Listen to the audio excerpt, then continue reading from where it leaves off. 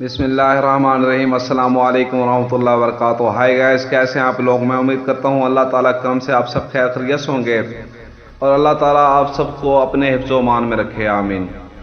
آج میں حاضر ہوں ایک نئے ٹاپک کے ساتھ، نئے موضوع کے ساتھ، نئے ٹپس کے ساتھ، جو کہ بہت ہی بہترین ہونے والا ہے اور آپ کو بہت ہی فائدہ دے گا۔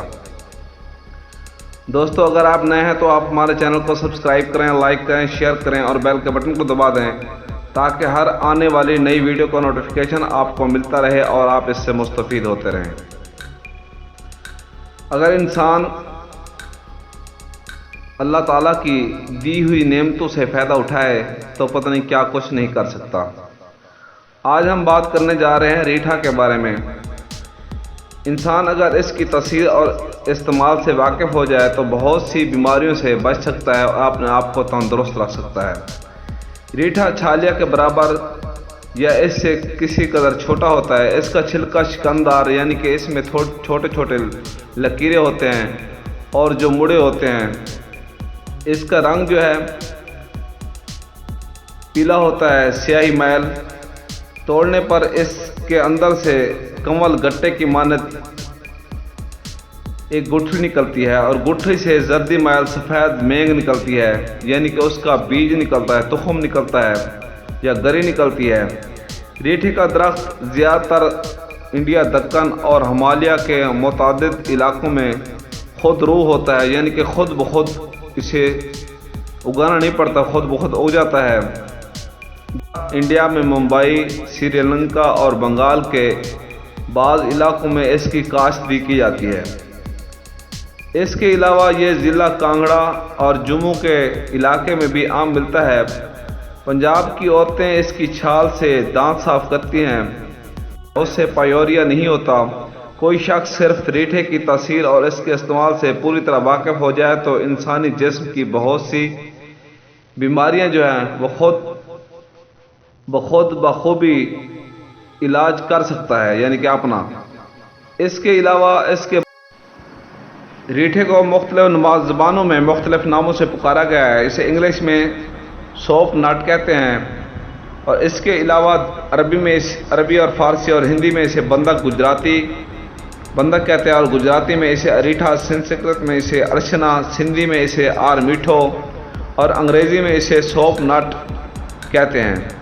اس کے علاوہ رتا اور رٹھا بھی کہتے ہیں۔ اس کا درخت 15 سے 25 فٹ بلند ہوتا ہے۔ اس کی چھال نیلاہٹ لیے ہوئے بھوری ہو جاتی ہے اور اس پر کھردرے چھلکے ہوتے ہیں جو خزاں کے موسم میں خود بخود اتر جاتے ہیں، اور اس کے جو پتے ہیں وہ 5 انچ سے 1 فٹ تک لمبے، یعنی لمبوترے ہوتے ہیں۔ پھول چھوٹے چھوٹے لمبوترے سبزی میل سفید رنگ کے ہوتے ہیں، جن کے اوپر بال سے ہوتے ہیں اور پنکھڑی پر رواں نہیں ہوتے۔ اس کے جو پھل ہیں وہ گچھوں کی شکل میں گول گول جھری دار، جن کا رنگ سرخی میل بھورا سا ہوتا ہے۔ ہمارے ملک کا عام، سستا اور نہایت آسانی سے مل جانے والا پھل ہے، جو کہ عام پنساری کی دکان سے یا حکیم کی دکان سے مل جاتا ہے۔ اس کے علاوہ یہ روز ہونے والی عام بیماریوں میں نہایت کامیابی سے استعمال کیا جاتا ہے۔ اس درخت کا پھل عام طور پر دواؤں میں کام آتا ہے۔ ریٹھا کپڑوں اور بال دھونے کے بھی کام آتا ہے۔ پانی میں ریٹھے کے چھلکوں کو ملانے سے صابن جیسا جھاگ پیدا ہوتا ہے۔ اس کے پھل کی تاثیر گرم خشک ہے۔ یہ مقوی ہونے کے ساتھ زہر کا تریاق بھی ہے، یعنی کہ زہر کے اثر کو ختم کرتا ہے۔ کہتے ہیں کہ ریٹھے پر زہر بہت کم اثر کرتا ہے۔ ریٹھا سانپ جیسے زہریلے جانوروں کا تریاق ہے۔ ریٹھے کا سفوف 2 ماشا پانی میں گھول کر پلانے سے کائے اور دستوں کے ذریعے سانپ کا زہر کا اثر ختم ہو جاتا ہے۔ اگر ضرورت ہو تو 2 گھنٹے بعد پھر مریض کو بھی دے سکتے ہیں۔ اگر سفوف تیار نہ ہو تو پیس کر چٹائیں یا پانی میں گھول کر پلائیں۔ بعض لوگ صرف 2 رتی سفوف پانی میں گھول کر پلانے کو کافی سمجھتے ہیں۔ اس کے علاوہ ریٹھا بچھو اور کن کھجورے کے زہر کو بھی ختم کرتا ہے اور یہ دوا درد اور سوزش کو فائدہ دیتا ہے۔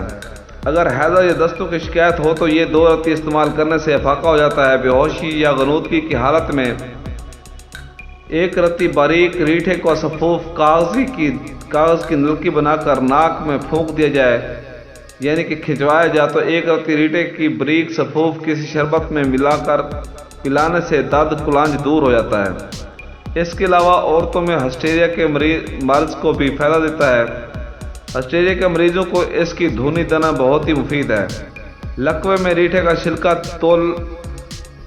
6 تولے لے کر 4 تولے گڑ کے ساتھ کوٹ کر جنگلی بیر کے برابر گولیاں بنائی جائیں اور ایک گولی روزانہ صبح و شام تھوڑا سا حلوہ کھلائیں اور پھر ایک گولی کھلا دیں، تو اس سے فالج اور لقوے میں بہت فائدہ ہوگا۔